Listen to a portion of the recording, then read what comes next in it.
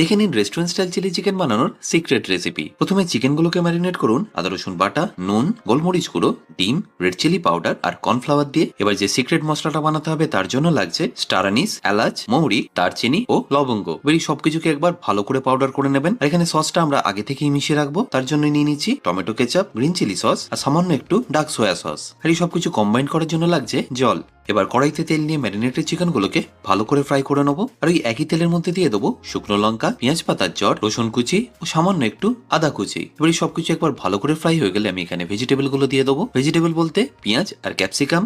আর সেটাকে একবার ভেজে নিয়ে এখানে চিকেনগুলোকে দিয়ে দিচ্ছি। তারপর যে আমরা সসটা বানিয়ে রেখেছিলাম সেটা এখানে দিয়ে দেবো।